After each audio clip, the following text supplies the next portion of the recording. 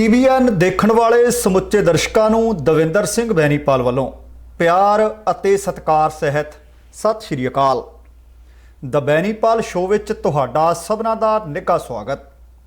ਦੋਸਤੋ, ਅੱਜ ਕੁਝ ਵੱਡੀਆਂ ਤੇ ਅਹਿਮ ਘਟਨਾਵਾਂ ਆਓ ਉਹਨਾਂ ਨੂੰ ਖਬਰਾਂ ਦੇ ਰੂਪ ਵਿੱਚ ਤੁਹਾਡੇ ਨਾਲ ਵਿਚਾਰ ਵਟਾਂਦਰੇ ਵਜੋਂ ਪੇਸ਼ ਕਰੀਏ।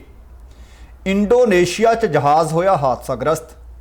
ਕੈਨੇਡਾ सरकार ने अंतरराष्ट्रीय विद्यार्थियों ਨੂੰ ਦਿੱਤੀ ਵੱਡੀ ਰਾਹਤ। ट्रंप का ट्विटर खाता बंद करने ते भड़के रिपब्लिकन।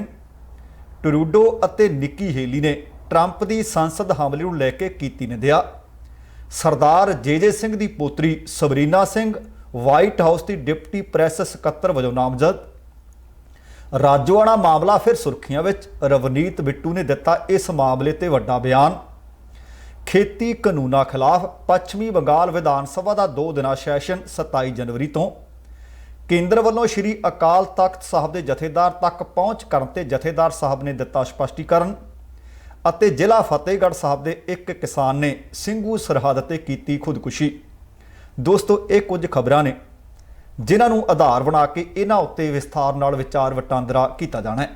इस तो पहलां कि लगातार इन्हां दे उत्ते विस्तार नाल गलबात करां, तुहानूं रोज़ाना की तरह अपील है कि जेकर अपने इस चैनल में तुसी हाले तक सबसक्राइब नहीं किया, कृपा करके सबसक्राइब कर लियो। नोटिफिकेशन वाली घंटी भी जरूर नप लैनी, तुहाडे धन्नवादी होवांगे। ते आओ हुण खबरां दा विस्तार अते तफसील तुहाडे नाल गलबात दे रूप विच साझी करां। जानकारी मिल रही है कि इंडोनेशिया की राजधानी जकार्ता तो एक जहाज़ ने उड़ान भरी अते उड़ान भरन तो कुछ मिनटां तो बाद श्री विजय एयर का एक हवाई जहाज़ हादसे का शिकार होकर समुद्र में डिग्या। उत्थों के कुछ टीवी चैनलों ने ਅਤੇ ਨਾਲ ਸਮੁੱਚੇ ਮੀਡੀਆ ਦੇ ਵਿੱਚ ਇਹ ਖਬਰਾਂ ਇਸ ਵਕਤ ਸੁਰਖੀਆਂ ਬਣੀਆਂ ਹੋਈਆਂ ਨੇ ਕਿ ਜਹਾਜ਼ ਇੱਕ ਡੂੰਘੇ ਪਾਣੀਆਂ ਵਿੱਚ ਜਾ ਡਿੱਗਿਆ। ਸਭ ਤੋਂ ਪਹਿਲਾਂ ਸਮੁੰਦਰੀ ਕਿਨਾਰਿਆਂ ਦੀ ਰਾਖੀ ਕਰਨ ਵਾਲੇ ਇੱਕ ਜਹਾਜ਼ ਦੇ ਕੈਪਟਨ ਨੇ ਪਾਣੀ ਵਿੱਚ ਹਵਾਈ ਜਹਾਜ਼ ਦਾ ਮਲਬਾ ਅਤੇ ਮੁਸਾਫਰਾਂ ਦੀਆਂ ਲਾਸ਼ਾਂ ਵੇਖੀਆਂ ਤੇ ਫਿਰ ਉਹ ਮਲਬਾ ਦੇਖੇ ਜਾਣ ਤੋਂ ਬਾਅਦ ਉਸਨੇ ਜਾਣਕਾਰੀ ਸਰਕਾਰੀ ਅਧਿਕਾਰੀਆਂ ਤੱਕ ਪੁੱਜਦੀ ਕੀਤੀ। ਇੰਡੋਨੇਸ਼ੀਆ ਦੇ ਸਰਚ ਅਤੇ ਰੈਸਕਿਊ ਦਫ਼ਤਰ ਦੇ ਇੱਕ ਬੁਲਾਰੇ ਯੂਸਫ ਲਤੀਫ ਨੇ ਦੱਸਿਆ कि जकार्ता तो उड़ान भरन के कुछ समय बाद हवाई जहाज़ का संपर्क टुटिया। हवाई जहाज़ में अमले के 6 मैंबरों समेत 62 व्यक्ति उस वक्त सवार सन और यह हवाई जहाज़ 735-500 दसिया जा रहा है। हवाई जहाज़ ने जकार्ता तो पोंटियाक लई उड़ान भरी सी और यह थां इंडोनेशिया के बोर्नियो टापू के विच पश्चिमी कालीमैंटन सूबे की राजधानी है। जकार्ता तो इस थां की उड़ान लगभग 1.5 घंटे की दसी जा रही है। फ्लाइट रडार 24 के मुताबिक श्री विजय एयर की फ्लाइट SJ 182 जकार्ता तो उड़ान भरन के लगभग 4 मिनट पिछों 10,000 फुट तो वध उचाई पर उड़ रहा जहाज़ वो हादसे का शिकार हो गया। तो उत्थों के स्थानक समय के अनुसार जहाज़ ने उड़ान 2:40 पर भरी सी। दसना बनता कि अक्तूबर 2018 में बोइंग 737 मैक्स जकार्ता तो उड़ान भरन के 12 मिनट तो बाद लापता हो गया सी अते उस विच 199 लोग सवार सन जिन्हां दी मौत हो गई सी। अते अज ये फिर साल 2021 का सब तो पहला हादसाग्रस्त होने वाली मंदभागी खबर के तौर दे विच इंडोनेशिया तो खबर आई है जिस दे विच सारे मुसाफिरां दी मौत हो गई है। सो अगली खबर एक चंगी ते राहत वाली खबर है तो खबर कैनेडा सरकार ने दी है। तुहानूं पता है कि बीते वरे कोविड-19 के प्रकोप कारण दुनिया भर दे विच अर्थचारा भी जिंदगियां भी तहस नहस होईयां। सब कुछ हिल हिला के रह गया। जिथे आर्थिकता डगमगाई उत्थे बहुत सारे रिश्ते भी तार तार होंदे नज़र आए। बहुत सारे लोग सी जिन्हां ने अपने मोयां दीयां लाशां लैण तो इनकार कर दिता सी। बहुत सारे वो लोग सी जिहड़े पानी पिलाउण तो आकी हो गए सन। तो आखिरकार बहुत सारिया सरकारां ने यह भुलेखे पैदा किए कि असी अपने नागरिकों के हक में खड़े हैं, पर किया कराया कुछ नहीं। हकीकत बयान अखबारों दी सुर्खियां करदियां सी। उन्हां कदरां कीमतां तो कोहां दूर नज़र आईयां जिहड़ियां अखबारों दी सुर्खियां सरकारां ने बनाईयां सन। पर कैनेडा सरकार ने अपने नागरिकों का अते बाहरों आए लोगों का इस घड़ी में रज के साथ दिता है। तो आ खबर जिहड़ी आई है ये अंतरराष्ट्रीय विद्यार्थियों को एक वड्डी राहत प्रदान करेगी। ਅੰਤਰਰਾਸ਼ਟਰੀ ਵਿਦਿਆਰਥੀ ਜਿਨ੍ਹਾਂ ਦਾ ਪੋਸਟ ਗ੍ਰੈਜੂਏਟ ਵਰਕ ਪਰਮਿਟ ਆਉਣ ਵਾਲੀ 31 ਤਰੀਕ ਨੂੰ ਭਾਵ 31 ਜਨਵਰੀ 2021 ਨੂੰ ਐਕਸਪਾਇਰ ਹੋਣ ਜਾ ਰਿਹਾ ਹੈ, ਪਰ ਉਹ ਇਸ ਕਰੋਨਾ ਕਾਲ ਦੌਰਾਨ ਆਪਣਾ ਲੋੜੀਂਦਾ ਤਜਰਬਾ ਹਾਸਲ ਨਾ ਕਰ ਸਕੇ। ਇਸ ਲਈ ਉਹਨਾਂ ਨੂੰ ਰਾਹਤ ਦਿੰਦਿਆਂ 18 ਮਹੀਨੇ ਦਾ ਸਮਾਂ ਹੋਰ ਦਿੱਤਾ ਜਾ ਰਿਹਾ ਹੈ। ਇੱਥੇ ਦੱਸਣਾ ਬਣਦਾ ਹੈ ਕਿ ਅਸਲ ਵਿੱਚ ਪਹਿਲਾਂ ਕੈਨੇਡਾ ਦੇ ਪਹਿਲੇ ਕਾਨੂੰਨ ਦੇ ਮੁਤਾਬਕ ਅੰਤਰਰਾਸ਼ਟਰੀ ਵਿਦਿਆਰਥੀਆਂ ਨੂੰ ਇਹ ਜਿਹੜਾ ਪੋਸਟ ਗ੍ਰੈਜੂਏਟ ਵਰਕ ਪਰਮਿਟ ਹੈ ਸਿਰਫ ਇੱਕ ਵਾਰ ਜਾਰੀ ਕੀਤਾ ਜਾਂਦਾ ਹੈ ਹਰੇਕ ਵਿਦਿਆਰਥੀ ਨੂੰ ਜਿਹੜਾ ਐਲੀਜੀਬਲ ਹੋਵੇ। ਪਰ ਹੁਣ ਕਰੋਨਾ ਕਾਲ ਦੇ ਮੱਦੇਨਜ਼ਰ ਕੈਨੇਡਾ ਸਰਕਾਰ ਨੇ ਉਹਨਾਂ ਵਿਦਿਆਰਥੀਆਂ ਨੂੰ ਰਾਹਤ ਪ੍ਰਦਾਨ ਕਰ ਦਿੱਤੀ ਹੈ ਜਿਨ੍ਹਾਂ ਦੀ ਗਿਣਤੀ ਹਜ਼ਾਰਾਂ ਵਿੱਚ ਹੈ ਤੇ ਕਈ ਹਜ਼ਾਰਾਂ ਵਿੱਚ ਹੈ, ਜਿਹੜੇ ਕੋਵਿਡ ਦੇ ਕਾਲ ਕਾਰਨ ਪ੍ਰਭਾਵਿਤ ਹੋਏ ਤੇ ਆਪਣਾ ਤਜਰਬਾ ਪੂਰਾ ਨਹੀਂ ਸੀ ਕਰ ਸਕੇ, ਜਿਸ ਕਾਰਨ ਉਹ PR ਨਹੀਂ ਸੀ ਬਣ ਸਕਦੇ। ਪਰ ਹੁਣ ਉਹਨਾਂ ਨੂੰ ਦੁਬਾਰਾ ਪੋਸਟ ਵਰਕ ਪਰਮਿਟ ਅਪਲਾਈ ਕਰਨ ਵਾਸਤੇ 6 ਮਹੀਨੇ ਦਾ ਟਾਈਮ ਫਰੇਮ ਦਿੱਤਾ ਜਾ ਰਿਹਾ ਹੈ ਤੇ ਜਿਹੜੀਆਂ ਇਹ ਅਰਜ਼ੀਆਂ ਨੇ ਜਨਵਰੀ 27 ਤੋਂ ਲੈ ਕੇ ਜੁਲਾਈ 27 2021 ਦੇ ਦਰਮਿਆਨ ਭਰੀਆਂ ਜਾ ਸਕਣਗੀਆਂ। ਅਤੇ ਇਹਦੀ ਹੋਰ ਕਿਹੜੀ ਵਿਸਥਾਰ ਨਾਲ ਜਾਣਕਾਰੀ ਹੋਵੇਗੀ immigration refugees and citizenship Canada the website ਦੇ ਉੱਤੇ 27 ਜਨਵਰੀ 2021 ਨੂੰ ਪਾ ਦਿੱਤੀ ਜਾਵੇਗੀ। ਸੋ ਕੁਝ ਕੁ ਹਫ਼ਤਿਆਂ ਦਾ ਕੁਝ ਦਿਨਾਂ ਦਾ ਇੰਤਜ਼ਾਰ ਕਰਨਾ ਪਏਗਾ। ਜਨਵਰੀ 27 ਨੂੰ ਇਹ ਅਰਜ਼ੀਆਂ ਲੈਣੀਆਂ ਖੋਲ੍ਹ ਦਿੱਤੀਆਂ ਜਾਣਗੀਆਂ, ਪਰ ਇਹ ਆਪਣੇ ਆਪ ਦੇ ਵਿੱਚ ਬਹੁਤ ਵੱਡੀ ਰਾਹਤ ਦੀ ਖਬਰ ਹੈ ਕਿਉਂਕਿ ਅੱਜ ਤੱਕ ਹਰੇਕ ਉਸ ਵਿਦਿਆਰਥੀ ਨੂੰ ਜਿਹੜਾ ਇਹ ਐਲੀਜੀਬਲ ਹੁੰਦਾ ਉਸ ਨੂੰ ਪੋਸਟ ਗ੍ਰੈਜੂਏਟ ਵਰਕ ਪਰਮਿਟ ਸਿਰਫ ਇੱਕ ਵਾਰ ਦਿੱਤਾ ਜਾਂਦਾ ਹੈ। ਪਰ ਕੋਵਿਡ-19 ਦੇ ਮੱਦੇਨਜ਼ਰ ਵਿਦਿਆਰਥੀਆਂ ਦੀ ਜਿਹੜੀ ਮਜਬੂਰੀ ਸੀ ਉਹਨੂੰ ਧਿਆਨ ਵਿੱਚ ਰੱਖਦਿਆਂ ਇਹ ਦੂਸਰੀ ਵਾਰ ਵੀ ਹੁਣ ਬਹੁਤ ਸਾਰੇ ਵਿਦਿਆਰਥੀ ਜਿਨ੍ਹਾਂ ਦੇ ਇਸ ਕੋਵਿਡ ਕਾਲ ਦੇ ਪ੍ਰਭਾਵਿਤ ਹੋਣ ਕਾਰਨ ਆਪਣਾ ਲੋੜੀਂਦਾ ਤਜਰਬਾ ਪ੍ਰਾਪਤ ਨਹੀਂ ਸੀ ਕਰ ਸਕੇ, 1.5 ਸਾਲ ਵਾਸਤੇ ਉਹਨਾਂ ਨੂੰ ਦੁਬਾਰਾ ਇਹ ਪੋਸਟ ਗ੍ਰੈਜੂਏਟ ਵਰਕ ਪਰਮਿਟ ਜਨਵਰੀ 27 ਤੋਂ ਬਾਅਦ ਦਿੱਤਾ ਜਾ ਸਕੇਗਾ। ਸੋ ਅਗਲੀ ਖਬਰ, ਤੁਹਾਨੂੰ ਪਤਾ ਕਿ ਟਰੰਪ ਨੂੰ ਟਰੰਪ ਟਵੀਟਾਂ ਵਾਲਾ ਵੀ ਕਹਿੰਦੇ ਆ। ਪਹਿਲਾਂ 12 ਘੰਟਿਆਂ ਵਾਸਤੇ ਉਸ ਦਾ ਖਾਤਾ ਸਸਪੈਂਡ ਕੀਤਾ ਸੀ, ਫਿਰ ਫੇਸਬੁੱਕ ਤੇ ਇੰਸਟਾ ਨੇ ਵੀ ਉਸ ਨੂੰ ਝਟਕਾ ਦਿੱਤਾ ਸੀ ਤੇ ਆਖਰਕਾਰ ਕੱਲ ਸਾਰਾ ਦਿਨ ਸੁਰਖੀਆਂ ਬਣੀ ਰਹੀ ਖਬਰ ਕਿ ਰਾਸ਼ਟਰਪਤੀ ਟਰੰਪ ਦਾ ਖਾਤਾ ਟਵਿੱਟਰ ਨੇ ਮੁਕੰਮਲ ਤੌਰ ਤੇ ਅਣਮਿੱਥੇ ਸਮੇਂ ਲਈ ਬੰਦ ਕਰ ਦਿੱਤਾ ਹੈ। ਪਾਬੰਦੀ ਲਾ ਦਿੱਤੀ ਹੈ ਟਵਿੱਟਰ ਨੇ। ਪਰ ਹੁਣ ਉਹਦੇ ਤੋਂ ਬਾਅਦ ਰਾਸ਼ਟਰਪਤੀ ਟਰੰਪ ਕੀ ਕਰਨਗੇ, ਇਹ ਬਹੁਤ ਵੱਡੀ ਖਬਰ ਹੈ ਕਿਉਂਕਿ ਉਹ ਤਾਂ ਰਾਤ ਨੂੰ ਜੇ ਪਿਸ਼ਾਬ ਕਰਨ ਉੱਠਦੇ ਸੀ, ਵਾਸ਼ਰੂਮ ਜਾਣ ਜਾਂਦੇ ਸੀ ਤਾਂ ਟਵੀਟ ਕਰ ਦਿੰਦੇ ਸੀ। ਉਹ ਤਾਂ ਛੋਟੀ ਗੱਲ ਦੇ ਫੈਸਲੇ ਜਾਂ ਵੱਡੀ ਗੱਲ ਦੇ ਫੈਸਲੇ ਟਵੀਟ ਰਾਹੀਂ ਕਰਦੇ ਰਹੇ ਹੈ। ਪਰ ਹੁਣ ਰਾਸ਼ਟਰਪਤੀ ਅਹੁਦੇ ਨੂੰ ਉਹ ਵਧਾਈ ਲੈਣ ਜਾ ਰਹੇ ਨੇ, ਵਿਦਾ ਹੋਣ ਜਾ ਰਹੇ ਨੇ। ਪਰ ਉਹਨਾਂ ਦਾ ਟਵੀਟ ਖਾਤਾ ਬੰਦ ਕਰਨ ਦੇ ਉੱਤੇ ਰਿਪਬਲਿਕਨ ਪਾਰਟੀ ਦੇ ਬਹੁਤ ਸਾਰੇ ਨੇਤਾਵਾਂ ਨੇ ਨਾਰਾਜ਼ਗੀ ਪ੍ਰਗਟਾਈ ਹੈ। ਇਹਨਾਂ ਨੇਤਾਵਾਂ ਨੇ ਟਵਿੱਟਰ ਦੀ ਨਿੰਦਿਆ ਕੀਤੀ ਹੈ, ਕਿਹਾ ਕਿ ਅਮਰੀਕਾ ਇਹ ਕੋਈ ਚੀਨ ਨਹੀਂ। ਟਵਿੱਟਰ ਦੀ ਆਲੋਚਨਾ ਕਰਨ ਵਾਲਿਆਂ ਦੇ ਵਿੱਚ ਭਾਰਤੀ ਮੂਲ ਦੀ ਅਮਰੀਕੀ ਨੇਤਾ ਨਿੱਕੀ ਹੈਲੀ ਵੀ ਸ਼ਾਮਲ ਨੇ। ਦੱਸਣਾ ਬਣਦਾ ਹੈ ਕਿ ਅਮਰੀਕੀ ਸੰਸਦ, ਜਿਸ ਨੂੰ ਕੈਪੀਟਲ ਹਿੱਲ, ਜਿੱਥੇ ਬੀਤੀ 6 ਜਨਵਰੀ ਨੂੰ ਦੋਵੇਂ ਸਦਨਾਂ ਦੀ ਸਾਂਝੀ ਬੈਠਕ ਹੋ ਰਹੀ ਸੀ, ਜਿਸ ਦੇ ਵਿੱਚ ਨਵੇਂ ਚੁਣੇ ਗਏ ਰਾਸ਼ਟਰਪਤੀ ਜੋ ਬਾਈਡਨ ਦੀ ਜਿੱਤ ਦੇ ਉੱਤੇ ਮੋਹਰ ਲੱਗਣੀ ਸੀ। ਰਾਸ਼ਟਰਪਤੀ ਟਰੰਪ ਦੇ ਸਮਰਥਕ ਵੱਡੀ ਗਿਣਤੀ ਵਿੱਚ ਪਹੁੰਚੇ, ਸੁਰੱਖਿਆ ਘੇਰਾ ਤੋੜਦੇ ਹੋਏ ਅੰਦਰ ਚੈਂਬਰ ਤੱਕ ਜਾ ਪਹੁੰਚੇ ਸੀ।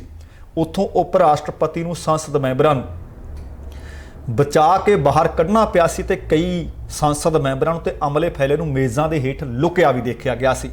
ਉਸ ਹਿੰਸਾ ਦੇ ਵਿੱਚ 5 ਵਿਅਕਤੀਆਂ ਦੀ ਜਾਨ ਵੀ ਗਈ ਸੀ ਤੇ ਇਸ ਹਿੰਸਾ ਨੂੰ ਕਥਿਤ ਤੌਰ ਤੇ ਭੜਕਾਉਣ ਦੀ ਭੂਮਿਕਾ ਤੇ ਇਹਦੇ ਦੋਸ਼ ਰਾਸ਼ਟਰਪਤੀ ਟਰੰਪ ਤੇ ਲੱਗੇ ਸੀ ਕਿ ਉਹਨਾਂ ਨੇ ਆਪਣੇ ਸਮਰਥਕਾਂ ਨੂੰ ਇਹ ਕੰਮ ਕਰਨ ਵਾਸਤੇ ਭੜਕਾਇਆ। ਤੇ ਇਹਦੇ ਤੋਂ ਬਾਅਦ ਕੁਝ ਇੱਕ ਵੀਡੀਓ ਤੇ ਕੁਝ ਇੱਕ ਸੰਦੇਸ਼ ਜਦੋਂ ਟਵੀਟ ਕੀਤੇ ਗਏ ਤਾਂ ਟਵਿੱਟਰ ਨੇ ਰਾਸ਼ਟਰਪਤੀ ਟਰੰਪ ਦਾ ਖਾਤਾ ਪੱਕੇ ਤੌਰ ਤੇ ਬੰਦ ਕਰ ਦਿੱਤਾ ਤੇ ਰਾਸ਼ਟਰਪਤੀ ਟਰੰਪ ਦੇ ਸਮਰਥਕ ਇਹਦੀ ਵੀ ਹੁਣ ਨਿੰਦਿਆ ਕਰ ਰਹੇ ਨੇ। ਪਰ ਦੂਸਰੇ ਪਾਸੇ ਹੁੱਲੜਬਾਜ਼ੀ ਦੀ ਦੁਨੀਆ ਭਰ ਦੇ ਵਿੱਚੋਂ ਨਿੰਦਿਆ ਹੋ ਰਹੀ ਹੈ ਕਿ ਕੈਪੀਟਲ ਹਿੱਲ ਦੇ ਵਿੱਚ ਪੁਲਿਸ ਦੇ ਨਾਲ ਝੜਪਾਂ ਹੋਈਆਂ, 5 ਮੌਤਾਂ ਹੋਈਆਂ ਤੇ ਟਵਿੱਟਰ ਦੇ ਫੈਸਲੇ ਤੇ ਸਖਤ ਇਤਰਾਜ਼ ਪ੍ਰਗਟਾਉਂਦੇ ਹੋਏ ਨਿੱਕੀ ਹੈਲੀ ਨੇ ਟਵੀਟ ਕੀਤਾ। ਉਹਨਾਂ ਟਵੀਟ ਵਿੱਚ ਕਿਹਾ, ਲੋਕਾਂ ਨੂੰ ਖਾਮੋਸ਼ ਕਰਨ ਦਾ ਕੰਮ ਚੀਨ ਵਿੱਚ ਹੋ ਸਕਦਾ ਹੈ, ਸਾਡੇ ਮੁਲਕ ਅਮਰੀਕਾ ਵਿੱਚ ਨਹੀਂ। ਅਮਰੀਕੀ ਰਾਸ਼ਟਰਪਤੀ ਚੁੱਪ ਨਹੀਂ ਕਰਾਇਆ ਜਾ ਸਕਦਾ। ਇਸੇ ਤਰ੍ਹਾਂ ਸ਼ਹਿਰੀ ਵਿਕਾਸ ਤੇ ਰਿਹਾਇਸ਼ੀ ਮੰਤਰੀ ਡਾਕਟਰ ਬੇਨ ਕਾਰਸਨ ਵੀ ਟਵਿੱਟਰ ਦੀ ਨਿੰਦਿਆ ਕਰ ਰਹੇ ਹੈ। ਦੱਸਣਾ ਬਣਦਾ ਹੈ ਕਿ ਟਵਿੱਟਰ ਦਾ ਖਾਤਾ ਬੰਦ ਅਤੇ 20 ਜਨਵਰੀ ਨੂੰ ਰਾਸ਼ਟਰਪਤੀ ਅਹੁਦੇ ਦੀ ਸਹੁੰ ਚੁੱਕ ਲੈਣਗੇ ਜੋ ਬਾਈਡਨ। ਪਰ ਟਵੀਟ ਤੇ ਹੀ ਜਾਣਕਾਰੀ ਫੇਰ ਦੇ ਦਿੱਤੀ ਸੀ ਰਾਸ਼ਟਰਪਤੀ ਟਰੰਪ ਨੇ। ਅੱਜ ਤੱਕ ਹੁੰਦਾ ਆਇਆ ਕਿ ਵਿਦਾਈ ਲੈਣ ਵਾਲੇ ਰਾਸ਼ਟਰਪਤੀ ਤੇ ਉਪ ਰਾਸ਼ਟਰਪਤੀ ਸਹੁੰ ਚੁੱਕ ਸਮਾਗਮ ਦਾ ਹਿੱਸਾ ਬਣਦੇ ਰਹੇ ਹੈ। ਜੋ ਬਾਈਡਨ ਜਦੋਂ ਰਾਸ਼ਟਰਪਤੀ ਟਰੰਪ ਨੇ ਸਹੁੰ ਚੁੱਕੀ ਸੀ ਉਸ ਵਕਤ ਉਪ ਰਾਸ਼ਟਰਪਤੀ ਤੇ ਅਹੁਦੇ ਤੇ ਸਨ ਤੇ ਵਿਦਾਈ ਲੈ ਰਹੇ ਸਨ। ਉਸ ਵਕਤ ਬਰਾਕ ਓਬਾਮਾ ਅਤੇ ਜੋ ਬਾਈਡਨ ਨੇ ਇਹਨਾਂ ਦੇ ਸਹੁੰ ਚੁੱਕਮ ਸਮਾਗਮ ਦੇ ਵਿੱਚ ਸ਼ਿਰਕਤ ਕੀਤੀ ਸੀ। ਪਰ ਬਾਈਡਨ ਨੇ ਆਖਿਆ, ਮਾਫ ਕਰਨਾ, ਟਰੰਪ ਨੇ ਆਖਿਆ ਕਿ ਮੈਂ ਬਾਈਡਨ ਦੇ ਸਹੁੰ ਚੁੱਕ ਸਮਾਗਮ ਵਿੱਚ ਨਹੀਂ ਜਾਵਾਂਗਾ। ਤੇ ਉਹਨਾਂ ਦੇ ਇਸ ਰਵੱਈਏ ਨੂੰ ਵੀ ਲੋਕ ਬਹੁਤ ਗਹਿਰੀ ਅੱਖ ਨਾਲ ਵੇਖ ਰਹੇ ਹਨ ਤੇ ਇਹਦੀ ਨਿੰਦਿਆ ਵੀ ਹੋ ਰਹੀ ਹੈ। ਅਤੇ ਹੁਣ ਇਹ ਵੀ ਖਬਰਾਂ ਨੇ ਕਿ ਭਾਵੇਂ ਹੁਣ ਕੁਝ ਇੱਕ ਦਿਨਾਂ ਦੇ ਮਹਿਮਾਨ ਨੇ ਰਾਸ਼ਟਰਪਤੀ ਦੇ ਤੌਰ ਤੇ ਟਰੰਪ, ਕਹਿੰਦੇ ਕਾਰਜਕਾਲ ਤੋਂ ਪਹਿਲਾਂ ਹੀ ਉਹਨਾਂ ਦਾ ਅਸਤੀਫਾ ਲੈ ਕੇ ਉਹਨਾਂ ਨੂੰ ਚੱਲਦਾ ਕਰੋ, ਇਹ ਮੰਗ ਅਮਰੀਕਾ ਦੇ ਵਿੱਚ ਵੱਡੇ ਪੱਧਰ ਤੇ ਉੱਠ ਖੜੀ ਹੈ। ਤੇ ਦੂਸਰੇ ਪਾਸੇ ਜਿੱਥੇ ਟਵਿੱਟਰ ਦੀ ਨਿੰਦਿਆ ਕੀਤੀ ਹੈ ਨਿੱਕੀ ਹੇਲੀ ਨੇ, ਉੱਥੇ ਮਾਨਯੋਗ ਪ੍ਰਧਾਨ ਮੰਤਰੀ ਜਸਟਿਨ ਟਰੂਡੋ ਅਤੇ ਨਿੱਕੀ ਹੇਲੀ ਨੇ ਟਰੰਪ ਦੀ ਸੰਸਦ ਹਮਲੇ ਨੂੰ ਲੈ ਕੇ ਵੀ ਨਿੰਦਿਆ ਕੀਤੀ ਹੈ। ਇਹ ਅਸਲ ਤੇ ਦੇਖੋ ਕਿੰਨੀ ਖੂਬਸੂਰਤੀ ਹੈ ਲੋਕਤੰਤਰ ਦੀ। ਜੇ ਟਵੀਟ ਨੇ ਟਵਿੱਟਰ ਖਾਤਾ ਟਰੰਪ ਦਾ ਬੰਦ ਕੀਤਾ ਤਾਂ ਟਵਿੱਟਰ ਦੀ ਨਿੰਦਿਆ ਕਰ ਰਹੀ ਹੈ ਨਿੱਕੀ ਹੇਲੀ। ਜੇ ਸੰਸਦ ਦੇ ਵਿੱਚ ਟਰੰਪ ਸਮਰਥਕ ਗਏ ਨੇ ਤਾਂ ਹੁਣ ਇੱਥੇ ਉਹ ਟਰੰਪ ਦੀ ਵੀ ਨਿੰਦਿਆ ਕਰ ਰਹੀ ਹੈ, ਹਾਲਾਂਕਿ ਇੱਕੋ ਹੀ ਪਾਰਟੀ ਦੇ ਨੇ। ਹੁਣ ਤੁਸੀਂ ਯਾਦ ਹੋਣਾ, ਮੈਂ ਹੁਣੀ ਜ਼ਿਕਰ ਕਰ ਰਿਹਾ ਸੀ ਕਿ ਕੈਪੀਟਲ ਹਿੱਲ ਦੇ ਵਿੱਚ ਘਟਨਾਵਾਂ ਵਾਪਰੀਆਂ ਹਿੰਸਕ, ਉਹਦੀ ਆਲੋਚਨਾ ਚੁਫੇਰਿਓਂ ਹੋ ਰਹੀ ਹੈ। ਇਹਨਾਂ ਦੇ ਵਿੱਚ ਰਾਸ਼ਟਰਪਤੀ ਟਰੰਪ ਅਤੇ ਹੋਰ ਸਿਆਸਤਦਾਨਾਂ ਨੇ ਕਹਿੰਦੇ ਪ੍ਰੇਰਿਤ ਕੀਤਾ ਸੀ। ਅਸਲ ਦੇ ਵਿੱਚ ਇਹ ਗੱਲਬਾਤ ਕੈਨੇਡਾ ਦੇ ਪ੍ਰਧਾਨ ਮੰਤਰੀ ਜਸਟਿਨ ਟਰੂਡੋ ਕਰ ਰਹੇ ਸੀ ਤੇ ਉਹਨਾਂ ਨੇ ਇਹਨਾਂ ਘਟਨਾਵਾਂ ਨੂੰ ਲੋਕਤੰਤਰ ਤੇ ਹਮਲਾ ਕਰਾਰ ਦਿੱਤਾ। ਉਹਨਾਂ ਕਿਹਾ ਕਿ ਅਜਿਹੀ ਹਿੰਸਾ ਦੀ ਸਮਾਜ ਦੇ ਵਿੱਚ ਕੋਈ ਥਾਂ ਨਹੀਂ ਹੈ। ਟਰੂਡੋ ਨੇ ਇਹ ਵੀ ਕਿਹਾ ਕਿ ਉਹਨਾਂ ਇਸ ਮਾਮਲੇ ਤੇ ਪ੍ਰੋਵਿੰਸ਼ੀਅਲ ਅਤੇ ਟੈਰੀਟੋਰੀਅਲ ਪ੍ਰੀਮੀਅਰਸ ਦੇ ਨਾਲ ਕੱਲ੍ਹ ਦੀ ਗੱਲਬਾਤ ਦੌਰਾਨ ਗੱਲਬਾਤ ਵੀ ਕੀਤੀ। ਪ੍ਰਧਾਨ ਮੰਤਰੀ ਟਰੂਡੋ ਨੇ ਕਿਹਾ ਕਿ ਇਹ ਇੱਕ ਉਪਲਬਧੀ ਹੈ ਕਿ ਅਜਿਹਾ ਪੋਲੀਟੀਕਲ ਸਿਸਟਮ ਬਣਾ ਕੇ ਰੱਖਿਆ ਜਾਵੇ ਜਿੱਥੇ ਹਾਰਨ ਵਾਲੀ ਪਾਰਟੀ ਸਹੀ ਤਰੀਕੇ ਨਾਲ ਵਿਰੋਧੀ ਪਾਰਟੀ ਨੂੰ ਸੱਤਾ ਸੌਂਪੇ ਅਤੇ ਮਿਲ ਕੇ ਲੋਕਾਂ ਵਾਸਤੇ ਕੰਮ ਕੀਤਾ ਜਾਵੇ, ਨਾ ਕਿ ਉਕਸਾਇਆ ਜਾਵੇ। ਉਹਨਾਂ ਕਿਹਾ ਕਿ ਕੈਨੇਡੀਅਨ ਲੋਕ ਤੱਥਾਂ ਤੇ ਆਧਾਰਿਤ ਡਿਬੇਟ ਦੇ ਸਮਰਥਕ ਹੈ, ਹਿੰਸਾ ਦੇ ਨਹੀਂ। ਟਰੂਡੋ ਨੇ ਕਿਹਾ ਕਿ ਜ਼ਰੂਰੀ ਹੈ ਕਿ ਅਜਿਹੇ ਲੋਕਾਂ ਨੂੰ ਸਹਿਯੋਗ ਨਾ ਕੀਤਾ ਜਾਵੇ ਜੋ ਝੂਠ ਤੇ ਨਫ਼ਰਤ ਫੈਲਾਉਂਦੇ ਹੈ। ਤੇ ਦੂਸਰੇ ਪਾਸੇ ਭਾਰਤੀ ਮੂਲ ਦੀ ਰਿਪਬਲਿਕਨ ਨੇਤਾ ਨਿੱਕੀ ਹੇਲੀ, ਉਹਨਾਂ ਨੇ ਵੀ ਸੰਸਦ ਤੇ ਹੋਏ ਹਮਲੇ ਨੂੰ ਲੈ ਕੇ ਰਾਸ਼ਟਰਪਤੀ ਟਰੰਪ ਦੀ ਨਿੰਦਿਆ ਕੀਤੀ। ਉਹਨਾਂ ਕਿਹਾ ਕਿ ਰਾਸ਼ਟਰਪਤੀ ਦੀਆਂ ਇਸ ਟਿੱਪਣੀਆਂ ਦੇ ਨਾਲ ਜਿਹੜੇ ਉਹਨਾਂ ਦੇ ਸਮਰਥਕ ਸਨ ਉਹ ਭੜ ਕੇ ਟਰੰਪ ਨੇ ਸਹੀ ਸ਼ਬਦਾਂ ਦੀ ਵਰਤੋਂ ਨਹੀਂ ਕੀਤੀ। ਹੇਲੀ ਨੇ ਰਿਪਬਲਿਕਨ ਨੈਸ਼ਨਲ ਕਮੇਟੀ ਦੀ ਕੱਲ੍ਹ ਜਿਹੜੀ ਫਲੋਰੀਡਾ ਦੇ ਵਿੱਚ ਬੈਠਕ ਹੋਈ ਉਹਦੇ ਵਿੱਚ ਕਿਹਾ ਕਿ ਅਸੀਂ ਆਪਣੇ ਵੱਡੇ ਮਤਭੇਦਾਂ ਦੇ ਬਾਰੇ ਵਿਚਾਰ ਚਰਚਾ ਕਰ ਸਕਦੇ ਹਾਂ, ਪਰੰਤੂ ਸਾਨੂੰ ਅਮਰੀਕੀ ਜਨਤਾ ਨੂੰ ਇੱਕ ਦੂਸਰੇ ਦੇ ਖਿਲਾਫ ਖੜਾ ਕਰਨਾ ਬੰਦ ਕਰਨਾ ਚਾਹੀਦਾ ਹੈ। ਰਿਪਬਲਿਕਨ ਪਾਰਟੀ ਨੂੰ ਅੱਗੇ ਦਾ ਰਸਤਾ ਦਿਖਾਉਣਾ ਚਾਹੀਦਾ ਹੈ। ਸੰਯੁਕਤ ਰਾਸ਼ਟਰ ਵਿੱਚ ਅਮਰੀਕਾ ਦੀ ਰਾਜਦੂਤ ਰਹਿ ਚੁੱਕੇ ਨੇ ਨਿੱਕੀ ਹੇਲੀ। ਰਾਸ਼ਟਰਪਤੀ ਟਰੰਪ ਨੇ ਹਰ ਵਾਰ ਉਹ ਕਹਿੰਦੇ ਜਦੋਂ ਗੱਲ ਕੀਤੀ, ਜਦੋਂ ਕੁਝ ਲਿਖਿਆ, ਚੋਣ ਕੀਤੀ, ਜਿਹੜੇ ਸ਼ਬਦਾਂ ਦੀ ਉਹ ਬਿਲਕੁਲ ਸਹੀ ਨਹੀਂ ਸਨ। ਚੋਣ ਦੇ ਦਿਨ ਤੋਂ ਲੈ ਕੇ ਕਹਿੰਦੇ ਉਹਨਾਂ ਦੇ ਚਰਿੱਤਰ ਦੀ ਇਤਿਹਾਸ ਸਖਤ ਵਿਆਖਿਆ ਕਰੇਗਾ। ਭਾਰਤੀ ਮੂਲ ਦੀ ਨਿੱਕੀ ਹੇਲੀ ਨੇ ਅਸਲ ਦੇ ਵਿੱਚ ਟਰੰਪ ਨੇ ਉਹਨਾਂ ਨੂੰ ਸੰਯੁਕਤ ਰਾਸ਼ਟਰ ਵਿੱਚ ਅਮਰੀਕੀ ਰਾਜਦੂਤ ਵਜੋਂ ਨਿਯੁਕਤ ਕੀਤਾ ਸੀ ਅਤੇ ਉਹ ਇਸ ਅਹੁਦੇ ਤੇ 25 ਜਨਵਰੀ 2017 ਤੋਂ 31 ਦਸੰਬਰ 2018 ਤੱਕ ਰਹੇ। ਉਹ 12 ਜਨਵਰੀ 2011 ਤੋਂ ਲੈ ਕੇ 24 ਜਨਵਰੀ 2017 ਤੱਕ ਸਾਊਥ ਕੈਰੋਲੀਨਾ ਦੇ ਗਵਰਨਰ ਵੀ ਰਹਿ ਚੁੱਕੇ ਨੇ। ਤੇ ਅਗਲੀ ਖਬਰ ਵੀ ਅਮਰੀਕਾ ਦੇ ਨਾਲ ਸੰਬੰਧਿਤ ਇੱਕ ਭਾਰਤੀ ਮੂਲ ਦੀ ਔਰਤ ਦੀ ਪ੍ਰਾਪਤੀ ਦੀ ਤੇ ਵੱਡੀ ਖਬਰ ਹੈ। ਖਬਰ ਮਿਲ ਰਹੀ ਹੈ ਕਿ ਭਾਰਤੀ ਮੂਲ ਦੀ ਅਮਰੀਕੀ ਨਾਗਰਿਕ ਸਬਰੀਨਾ ਸਿੰਘ ਅਮਰੀਕਾ ਦੀ ਨਵੀਂ ਚੁਣੀ ਗਈ ਉਪ ਰਾਸ਼ਟਰਪਤੀ ਲਈ ਵਾਈਟ ਹਾਊਸ ਦੇ ਵਿੱਚ ਡਿਪਟੀ ਪ੍ਰੈਸ ਸਕੱਤਰ ਦੇ ਵਜੋਂ ਆਪਣੀਆਂ ਸੇਵਾਵਾਂ ਦੇਣਗੇ। ਅਮਰੀਕਾ ਦੇ ਨਵੇਂ ਚੁਣੇ ਗਏ ਰਾਸ਼ਟਰਪਤੀ ਜੋ ਬਾਈਡਨ ਅਤੇ ਨਵੀਂ ਚੁਣੀ ਗਈ ਉਪ ਰਾਸ਼ਟਰਪਤੀ ਕਮਲਾ ਹੈਰਿਸ ਦੇ ਸੱਤਾ ਤਬਦੀਲੀ ਕਰਨ ਵਾਲੀ ਟੀਮ ਨੇ ਖੁਦ ਇਸ ਗੱਲ ਦਾ ਐਲਾਨ ਕੀਤਾ ਹੈ। ਸਬਰੀਨਾ ਸਿੰਘ ਬਾਈਡਨ ਹੈਰਿਸ ਚੋਣ ਪ੍ਰਚਾਰ ਮੁਹਿੰਮ ਦੌਰਾਨ ਕਮਲਾ ਹੈਰਿਸ ਦੀ ਪ੍ਰੈਸ ਸਕੱਤਰ ਸਨ। ਇਸ ਤੋਂ ਪਹਿਲਾਂ ਉਹ ਮਾਈਕ ਬਲੂਮਬਰਗ ਅਤੇ ਕੋਰੀ ਬੁਰਕ ਦੇ ਰਾਸ਼ਟਰਪਤੀ ਅਹੁਦੇ ਸੰਬੰਧੀ ਮੁਹਿੰਮ ਲਈ ਸੀਨੀਅਰ ਬੁਲਾਰੇ ਅਤੇ ਨੈਸ਼ਨਲ ਪ੍ਰੈਸ ਸਕੱਤਰ ਵੀ ਰਹਿ ਚੁੱਕੇ ਹੈ। ਇਸ ਤੋਂ ਇਲਾਵਾ ਉਹ ਕਈ ਹੋਰ ਮਹੱਤਵਪੂਰਨ ਅਹੁਦਿਆਂ ਤੇ ਵੀ ਹੁਣ ਤੱਕ ਆਪਣੀਆਂ ਸੇਵਾਵਾਂ ਨਿਭਾ ਚੁੱਕੇ ਹੈ। ਸੱਤਾ ਤਬਦੀਲੀ ਟੀਮ ਨੇ ਵਾਈਟ ਹਾਊਸ ਵਿੱਚ ਉਪ ਰਾਸ਼ਟਰਪਤੀ ਕਾਰਜਕਾਲ ਲਈ ਕਈ ਅਹਿਮ ਨਿਯੁਕਤੀਆਂ ਦਾ ਐਲਾਨ ਕੀਤਾ ਤੇ ਉਹਨਾਂ ਦੇ ਵਿੱਚ ਆਹ ਐਲਾਨ ਵੀ ਸੀ। ਦੱਸਣਾ ਬਣਦਾ ਕਿ ਬਾਈਡਨ ਅਤੇ ਕਮਲਾ ਹੈਰਿਸ ਆਉਣ ਵਾਲੀ 20 ਤਰੀਕ ਨੂੰ ਰਾਸ਼ਟਰਪਤੀ ਅਤੇ ਉਪ ਰਾਸ਼ਟਰਪਤੀ ਅਹੁਦਿਆਂ ਲਈ ਸਹੁੰ ਚੁੱਕਣਗੇ। Sabrina Singh India League of America ਦੇ ਸਰਦਾਰ ਜੇ ਸਿੰਘ ਦੀ ਪੋਤਰੀ ਹੈ। ਸਾਲ 1940 ਵਿੱਚ ਸਰਦਾਰ ਜੇ ਸਿੰਘ ਨੇ ਆਪਣੇ ਸਾਥੀ ਭਾਰਤੀਆਂ ਦੇ ਨਾਲ ਮਿਲ ਕੇ ਅਮਰੀਕਾ ਦੀ ਨਸਲੀ ਵਿਤਕਰੇ ਵਾਲੀਆਂ ਨੀਤੀਆਂ ਦੀ ਵਿਰੁੱਧ ਰਾਸ਼ਟਰ ਵਿਆਪੀ ਇੱਕ ਵੱਡੀ ਮੁਹਿੰਮ ਵਿੱਢੀ ਸੀ। ਉਸ ਤੋਂ ਬਾਅਦ ਉਸ ਵੇਲੇ ਦੇ ਰਾਸ਼ਟਰਪਤੀ ਹੈਰਿਸ ਟਰੂਮੈਨ ਨੇ ਜੁਲਾਈ 1946 ਨੂੰ ਇੱਕ ਪ੍ਰੋਗਰਾਮ ਫਿਰ ਇੱਕ ਕਾਨੂੰਨ ਫਿਰ ਬਣਾ ਦਿੱਤਾ ਸੀ। ਇਹ ਆਪਣੇ ਆਪ ਦੇ ਵਿੱਚ ਭਾਰਤੀਆਂ ਦੀ ਅਮਰੀਕਾ ਦੇ ਵਿੱਚ ਵੱਡੀ ਪ੍ਰਾਪਤੀ ਦੇਖੀ ਜਾ ਰਹੀ ਹੈ। ਤੇ ਹੁਣ ਆਪਾਂ ਪੰਜਾਬ ਭਾਰਤ ਵਾਲੇ ਪਾਸੇ ਚੱਲਦੇ ਹਾਂ। ਖਬਰ ਮਿਲ ਰਹੀ ਹੈ, ਕੱਲ ਦੀ ਅਸਲ ਦੇ ਵਿੱਚ ਸੁਰਖੀ ਬਣੀ ਹੋਈ ਹੈ ਕਿ ਤੁਹਾਨੂੰ ਯਾਦ ਹੋਣਾ ਹੈ ਕਿ ਬੇਅੰਤ ਕਤਲ ਕੇਸ ਦੇ ਵਿੱਚ ਰਾਜੋਆਣਾ ਇਸ ਵਕਤ ਜੇਲ੍ਹ ਦੀਆਂ ਸਲਾਖਾਂ ਪਿੱਛੇ ਨੇ ਤੇ ਸੁਪਰੀਮ ਕੋਰਟ ਨੇ ਆਖਿਆ ਕਿ ਪੰਜਾਬ ਦੇ ਸਾਬਕਾ ਮੁੱਖ ਮੰਤਰੀ ਬੇਅੰਤ ਸਿੰਘ ਦੇ ਕਤਲ ਮਾਮਲੇ ਦੇ ਵਿੱਚ ਬਲਵੰਤ ਸਿੰਘ ਰਾਜੋਆਣਾ ਦੀ ਸਜ਼ਾ ਮੁਆਫੀ ਤੇ 25 ਜਨਵਰੀ ਤੱਕ ਕੇਂਦਰ ਸਰਕਾਰ ਆਪਣਾ ਫੈਸਲਾ ਦੱਸੇ। ਬਲਵੰਤ ਸਿੰਘ ਰਾਜੋਆਣਾ ਦੀ ਸਜ਼ਾ ਮੁਆਫੀ ਦੇ ਮਾਮਲੇ ਦੇ ਵਿੱਚ ਲੁਧਿਆਣਾ ਤੋਂ ਸੰਸਦ ਮੈਂਬਰ ਰਵਨੀਤ ਬਿੱਟੂ ਜਿਹੜੇ ਬੇਅੰਤ ਸਿੰਘ ਦੇ ਪੋਤਰੇ ਹੈ, ਉਹਨਾਂ ਨੇ ਇੱਕ ਵੱਡਾ ਬਿਆਨ ਦਿੱਤਾ ਹੈ। ਉਹ ਕਹਿੰਦੇ ਭਾਜਪਾ ਰਾਜੋਆਣਾ ਨੂੰ ਰਿਹਾ ਕਰਕੇ ਪੰਜਾਬ ਦੇ ਵਿੱਚ ਵੋਟਾਂ ਲੈਣ ਦੀ ਆੜ 'ਚ ਹੈ, ਪਰ ਇਹ ਨਹੀਂ ਹੋਏਗਾ। ਕੇਂਦਰ ਸਰਕਾਰ ਰਾਜੋਆਣਾ ਨੂੰ ਮੁਆਫੀ ਦੇਣ 'ਚ ਇੰਨੀ ਜਲਦੀ ਕਿਉਂ ਕਰ ਰਹੀ ਹੈ, ਜਿਸ ਨੇ ਬੇਅੰਤ ਸਿੰਘ ਸਮੇਤ 17 ਵਿਅਕਤੀਆਂ ਦਾ ਕਤਲ ਕੀਤਾ ਹੋਵੇ, ਇਹ ਆਖਿਆ ਹੈ ਰਵਨੀਤ ਬਿੱਟੂ ਨੇ। ਬਿੱਟੂ ਨੇ ਕਿਹਾ ਕਿ ਕੀ ਮੁਆਫੀ ਦੇ ਕੇ ਕੇਂਦਰ ਸਰਕਾਰ ਰਾਜੋਆਣਾ ਤੋਂ 26 ਜਨਵਰੀ ਨੂੰ ਝੰਡਾ ਲਹਿਰਾਉਣਾ ਚਾਹੁੰਦੀ ਹੈ। ਉਹਨਾਂ ਇਸ ਦੇ ਨਾਲ ਹੀ ਕਹਿੰਦੇ ਮੈਨੂੰ ਮੌਤ ਦਾ ਡਰ ਨਹੀਂ, ਮੈਨੂੰ ਡਰ ਹੈ ਕਿ ਇਸ ਨਾਲ ਪੰਜਾਬ ਦਾ ਮਾਹੌਲ ਖਰਾਬ ਹੋਵੇਗਾ। ਬਿੱਟੂ ਨੇ ਇਹ ਵੀ ਕਿਹਾ ਹੈ ਕਿ ਇਹ ਤਾਂ ਕਿਸਾਨ ਅੰਦੋਲਨ ਤੋਂ ਧਿਆਨ ਕੇਂਦਰਿਤ ਤੇ ਗੱਲ ਕੀਤੀ ਜਾ ਰਹੀ ਸੀ ਤੇ ਆਹ ਫਿਰ ਗੱਲ ਵਿੱਚੋਂ ਕਿੱਥੋਂ ਆ ਗਈ। ਦੱਸਣਾ ਬਣਦਾ ਕਿ 1995 ਦੇ ਵਿੱਚ ਚੰਡੀਗੜ੍ਹ ਸਥਿਤ ਸਕੱਤਰੇਤ ਦੇ ਸਾਹਮਣੇ ਇੱਕ ਬੰਬ ਧਮਾਕਾ ਹੋਇਆ ਸੀ। ਉਸ ਧਮਾਕੇ ਦੇ ਵਿੱਚ ਬੇਅੰਤ ਸਿੰਘ ਉਸ ਵਕਤ ਦੇ ਮੁੱਖ ਮੰਤਰੀ ਪੰਜਾਬ ਸਨ। ਉਹਨਾਂ ਸਮੇਤ 17 ਲੋਕਾਂ ਦੀ ਮੌਤ ਹੋ ਗਈ ਸੀ ਤੇ ਹੁਣ ਬਲਵੰਤ ਸਿੰਘ ਰਾਜੋਆਣਾ ਨੇ ਆਪਣੀ ਅਰਜ਼ੀ ਦੇ ਵਿੱਚ ਮੌਤ ਦੀ ਸਜ਼ਾ ਨੂੰ ਘੱਟ ਕਰਨ ਦੀ ਇੱਕ ਬੇਨਤੀ ਕੀਤੀ ਸੀ, ਜਿਸ ਉੱਤੇ ਸੁਪਰੀਮ ਕੋਰਟ ਨੇ ਕੇਂਦਰ ਨੂੰ ਕਿਹਾ ਕਿ ਇਸ ਮਾਮਲੇ ਨੂੰ ਲੈ ਕੇ ਗਣਤੰਤਰ ਦਿਵਸ ਭਾਵ 26 ਜਨਵਰੀ ਤੋਂ ਪਹਿਲਾਂ ਫੈਸਲਾ ਲਿਆ ਜਾਵੇ। ਹੁਣ ਦੇਖਦੇ ਹਾਂ ਕਿ ਕੇਂਦਰ ਸਰਕਾਰ ਬਲਵੰਤ ਸਿੰਘ ਰਾਜੋਆਣਾ ਦੀ ਸਜ਼ਾ ਮੁਆਫੀ ਦੇ ਉੱਤੇ ਕਿਹੋ ਜਿਹਾ ਫੈਸਲਾ ਲੈਂਦੀ ਹੈ।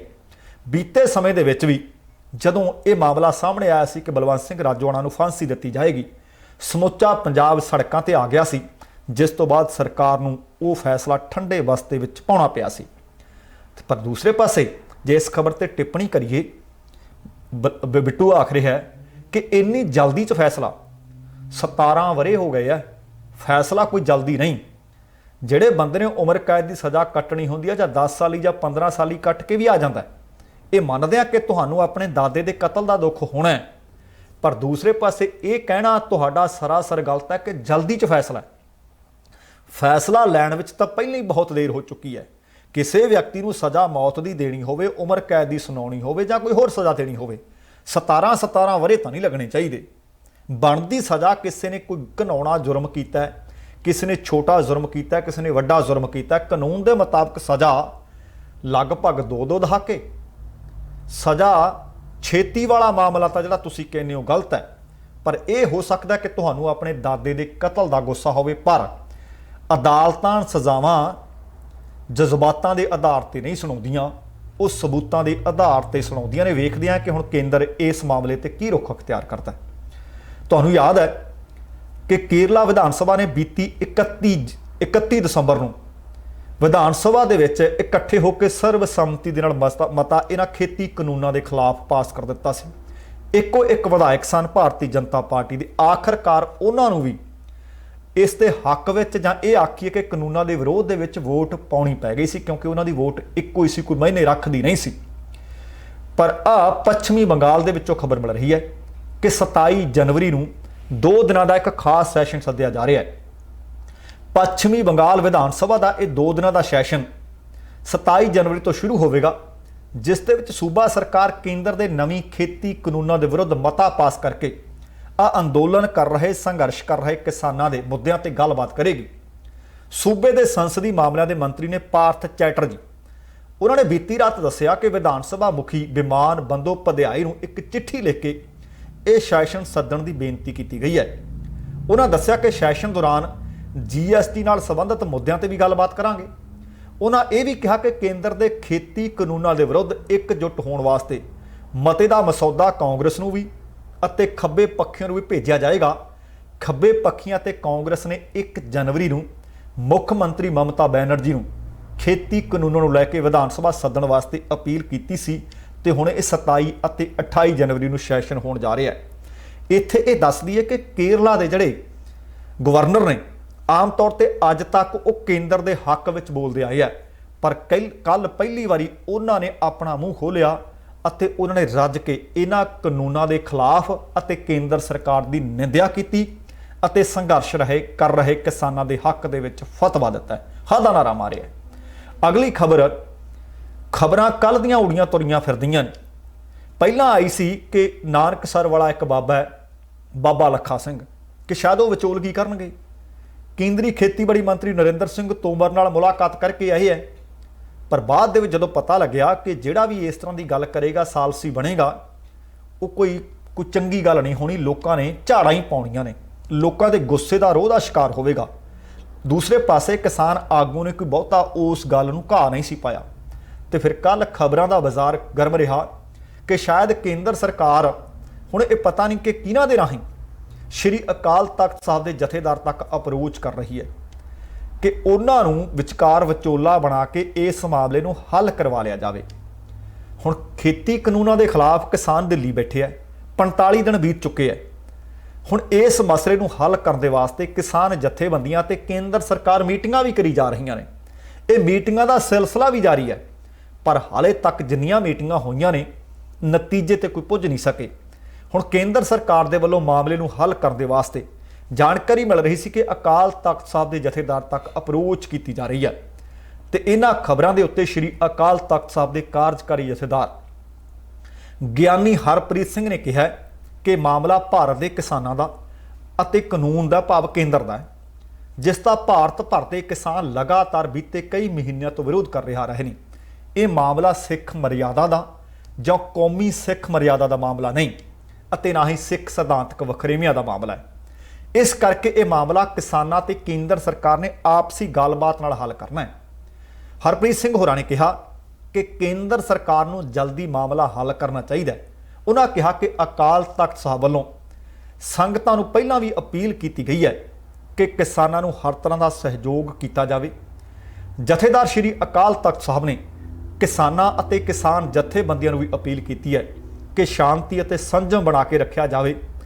ਇਸ ਸੰਬੰਧੀ ਜਿੱਥੇ ਇਹ ਖਬਰਾਂ ਲਗਾਤਾਰ ਆ ਰਹੀਆਂ ਸਨ ਕਿ ਕੇਂਦਰ ਸਰਕਾਰ ਦੇ ਵੱਲੋਂ ਇਸ ਮਾਮਲੇ ਵਿੱਚ ਜਥੇਦਾਰ ਸਾਹਿਬ ਨਾਲ ਸੰਪਰਕ ਕੀਤਾ ਜਾ ਰਿਹਾ ਹੈ, ਉੱਥੇ ਹੁਣ ਸਿੰਘ ਸਾਹਿਬ ਨੇ ਆਪਣਾ ਪੱਖ ਰੱਖਦਿਆਂ ਕਿਹਾ ਕਿ ਇਹ ਮਾਮਲਾ ਕਿਸਾਨਾਂ ਤੇ ਕੇਂਦਰ ਸਰਕਾਰ ਦੇ ਵਿਚਕਾਰ ਹੈ। ਉਹ ਆਪਸ ਦੇ ਵਿੱਚ ਮਿਲ ਕੇ ਬੈਠ ਕੇ ਹੱਲ ਕਰ ਲੈਣ, ਪਰ ਮੈਂ ਇਸ ਮਾਮਲੇ ਦੇ ਵਿੱਚ ਦਖਲ ਅੰਦਾਜ਼ੀ ਨਹੀਂ ਕਰਾਂਗਾ। ਚੰਗਾ ਹੋਇਆ ਦੂਰ ਅੰਦੇਸ਼ੀ ਵਾਲਾ ਫੈਸਲਾ ਹੈ, ਕਿਉਂਕਿ ਕੱਲ ਕਿਸਾਨ ਆਗੂ ਰਕੇਸ਼ ਟਕੈਤ ਨੇ ਕਿਹਾ ਸੀ ਕਿ ਜਿਹੜਾ ਕਿਸਾਨ ਜਾਂ ਕੋਈ ਕਿਸਾਨ ਆਗੂ ਜਾਂ ਕੋਈ ਹੋਰ ਵਿਅਕਤੀ ਇਹ ਕਹੇਗਾ ਕਿ ਸੌਦਾ ਮੰਨ ਲਓ, ਕੋਈ ਵਿਚਕਾਰਲਾ ਰਸਤਾ ਅਪਣਾ ਲਓ, ਤਾਂ ਉਹ ਕਹਿੰਦੇ ਸੀ ਭਾਵੇਂ ਕਿਸਾਨ ਹੋਇਆ, ਭਾਵੇਂ ਕੋਈ ਆਗੂ ਹੋਇਆ, ਭਾਵੇਂ ਕੋਈ ਜਥੇਬੰਦੀ ਦਾ ਆਗੂ ਹੋਇਆ, ਉਹ ਆਪਣੇ ਪਿੰਡ ਤੋਂ ਵੀ ਜਾਊ, ਆਪਣੇ ਸ਼ਹਿਰ ਤੋਂ ਵੀ ਜਾਊ, ਆਪਣੀ ਜਥੇਬੰਦੀ ਤੋਂ ਵੀ ਜਾਊ, ਤੇ ਇੱਥੋਂ ਤੱਕ ਕਿ 3 ਪੀੜ੍ਹੀਆਂ ਨੂੰ ਕਲੰਕਿਤ ਕਰਕੇ ਜਾਏਗਾ। ਸੋ ਮੈਨੂੰ ਨਹੀਂ ਲੱਗਦਾ ਕਿ ਇਸ ਕਲੰਕ ਦੇ ਟਿੱਕੇ ਨੂੰ ਕੋਈ ਵੀ ਆਪਣੇ ਮੱਥੇ ਤੇ ਇਸ ਵਕਤ ਲਗਵਾਉਣਾ ਚਾਹੁੰਦਾ ਹੈ। ਤੇ ਅਗਲੀ ਖਬਰ ਹੈ, ਇਹ ਬੜੀ ਮੰਦਭਾਗੀ ਖਬਰ ਹੈ। ਜਾਣਕਾਰੀ ਮਿਲੀ ਹੈ ਕਿ ਖੇਤੀ ਕਾਨੂੰਨਾਂ ਦੇ ਖਿਲਾਫ ਜਿਹੜਾ ਇਹ ਮੋਰਚਾ ਲੱਗਿਆ ਹੋਇਆ, ਉੱਥੋਂ ਇਹ ਦੁਖਦਾਈ ਖਬਰ ਆਈ ਹੈ।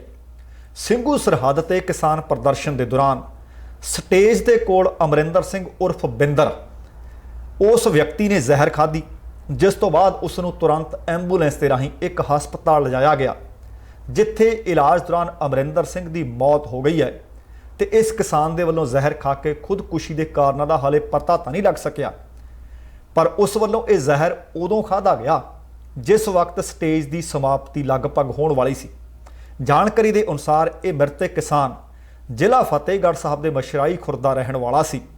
ਲਗਭਗ 40 ਕੁ ਵਰ੍ਹਿਆਂ ਦਾ ਇਹ ਕਿਸਾਨ ਸੀ। ਇਹਦੇ ਤੋਂ ਪਹਿਲਾਂ 3 ਹੋਰ ਵਿਅਕਤੀ ਖੁਦਕੁਸ਼ੀਆਂ ਕਰ ਗਏ ਸਨ। ਇੱਕ ਯੂਪੀ ਦਾ ਬਜ਼ੁਰਗ ਸੀ ਜਿਸ ਨੇ ਆਖਿਆ ਸੀ ਕਿ ਸਰਕਾਰ ਸਾਡੀ ਸੁਣਦੀ ਨਹੀਂ, ਮੈਂ ਅੱਕ ਕੇ ਖੁਦਕੁਸ਼ੀ ਕਰਨ ਜਾ ਰਿਹਾ, ਤੇ ਉਹਨਾਂ ਨੇ ਬਾਥਰੂਮ ਦੇ ਵਿੱਚ ਖੁਦਕੁਸ਼ੀ ਕੀਤੀ ਸੀ ਤੇ ਇੱਕ ਨੋਟ ਵੀ ਛੱਡਿਆ ਸੀ। ਨੋਟ ਦੇ ਵਿੱਚ ਲਿਖਿਆ ਸੀ ਕਿ ਮੇਰੇ ਬੱਚਿਆਂ ਦੀ ਮੌਜੂਦਗੀ ਦੇ ਵਿੱਚ ਮੇਰਾ ਸੰਸਕਾਰ ਸਰਹੱਦ ਤੇ ਕੀਤਾ ਜਾਵੇ। ਸਿੱਖ ਭਾਈਚਾਰੇ ਨੂੰ ਉਹਨਾਂ ਅਪੀਲ ਕੀਤੀ ਸੀ ਕਿ ਮੇਰੇ ਬੱਚਿਆਂ ਦੇ ਸਿਰ ਦੇ ਉੱਤੇ ਹੱਥ ਰੱਖਿਆ ਜਾਵੇ। ਨਾਲ ਉਹਨਾਂ ਇਹ ਵੀ ਲਿਖਿਆ ਸੀ ਕਿ ਮੇਰਾ ਪੋਤਾ ਤੇ ਮੇਰਾ ਪੁੱਤ ਮੇਰੇ ਨਾਲ ਇਸ ਸੰਘਰਸ਼ ਦੇ ਵਿੱਚ ਬੀਤੇ ਕਈ ਦਿਨਾਂ ਤੋਂ ਸੰਘਰਸ਼ੀਲ ਨੇ। ਇਸੇ ਤਰ੍ਹਾਂ ਇੱਕ ਵਕੀਲ ਸਾਹਿਬ ਨੇ, ਉਹਨਾਂ ਨੇ ਵੀ ਇਸ ਸੰਘਰਸ਼ ਦੇ ਦੌਰਾਨ ਦਿੱਲੀ ਵਿੱਚ ਖੁਦਕੁਸ਼ੀ ਕੀਤੀ ਸੀ। ਇਸੇ ਤਰ੍ਹਾਂ ਇੱਕ ਸੰਤ ਸਨ, ਉਹ ਵੀ ਨਾਨਕਸਰ ਸੰਪਰਦਾ ਦੇ ਨਾਲ ਸਿੰਘੜੇ ਵਾਲੇ ਰਾਮ ਸਿੰਘ, ਉਹਨਾਂ ਨੇ ਵੀ ਬੀਤੇ ਦਿਨੀ ਆਪਣੇ ਪੁੜਪੜੀ ਦੇ ਵਿੱਚ ਗੋਲੀ ਮਾਰ ਕੇ ਖੁਦਕੁਸ਼ੀ ਕੀਤੀ ਸੀ। ਹੁਣ ਤੱਕ 4 ਖੁਦਕੁਸ਼ੀਆਂ ਇਸ ਸੰਘਰਸ਼ ਦੇ ਵਿੱਚ ਹੋ ਚੁੱਕੀਆਂ ਨੇ। ਅਸੀਂ ਪਹਿਲਾਂ ਵੀ ਬੜੀ ਵਾਰੀ ਅਪੀਲ ਕੀਤੀ ਹੈ ਕਿ ਖੁਦਕੁਸ਼ੀ ਕਰਨਾ ਮਸਲੇ ਦਾ ਹੱਲ ਨਹੀਂ। ਅਸੀਂ ਲੜ ਰਹੇ ਹਾਂ ਹੱਕਾਂ ਵਾਸਤੇ, ਆਖਰੀ ਦਮ ਤੱਕ ਲੜੀਏ, ਸਰਕਾਰ ਦੇ ਨੱਕ ਵਿੱਚ ਦਮ ਕਰਕੇ ਰੱਖੀਏ, ਪਰ ਖੁਦਕੁਸ਼ੀਆਂ ਨਾ ਕਰੀਏ। ਤੁਹਾਨੂੰ ਤੁਹਾਡਾ ਪਰਿਵਾਰ ਵੀ ਉਡੀਕ ਰਿਹਾ ਹੈ, ਤੁਹਾਨੂੰ ਤੁਹਾਡੀਆਂ ਜ਼ਿੰਮੇਵਾਰੀਆਂ ਵੀ ਉਡੀਕ ਰਹੀਆਂ ਨੇ। ਸੋ ਦੋਸਤੋ, ਇਹ ਸੀ ਅੱਜ ਦਾ ਪ੍ਰੋਗਰਾਮ। ਉਮੀਦ ਕਰ ਰਿਹਾ ਕਿ ਤੁਹਾਨੂੰ ਚੰਗਾ ਲੱਗਿਆ ਹੋਣਾ ਹੈ। ਇਸ ਪ੍ਰੋਗਰਾਮ ਸੰਬੰਧੀ ਤੁਹਾਡੀ ਕੋਈ ਵੀ ਰਾਏ ਹੋਵੇ, ਲਿਖਤੀ ਰੂਪ ਵਿੱਚ ਕਮੈਂਟ ਕੀਤੇ ਜਾ ਸਕਦੇ ਹੈ, ਲਾਈਕ ਕੀਤਾ ਜਾ ਸਕਦਾ ਤੇ ਸ਼ੇਅਰ ਕੀਤਾ ਜਾ ਸਕਦਾ। ਤੇ ਜੇਕਰ ਹਾਲੇ ਤੱਕ ਤੁਸੀਂ ਆਪਣੇ ਇਸ ਚੈਨਲ ਨੂੰ ਸਬਸਕ੍ਰਾਈਬ ਨਹੀਂ ਕੀਤਾ ਤਾਂ ਕਿਰਪਾ ਕਰਕੇ ਸਬਸਕ੍ਰਾਈਬ ਕਰਕੇ ਨੋਟੀਫਿਕੇਸ਼ਨ ਜ਼ਰੂਰ ਔਨ ਕਰ ਲੈਣੀ। ਤੁਹਾਡੇ ਦਿਲੋਂ ਧੰਨਵਾਦੀ ਹੋਵਾਂਗੇ। ਤੇ ਹੁਣ ਜਾਣ ਤੋਂ ਪਹਿਲਾਂ ਕਹਾਂਗਾ, ਜ਼ਿੰਦਗੀ ਜ਼ਿੰਦਾਦਲੀ ਦਾ ਨਾਮ ਹੈ। ਦਵਿੰਦਰ ਸਿੰਘ ਬੈਨੀਪਾਲ ਨੂੰ ਆਗਿਆ ਦਿਓ। ਸਤਿ ਸ਼੍ਰੀ ਅਕਾਲ ਤੇ ਰੱਬ ਰਾਖਾ।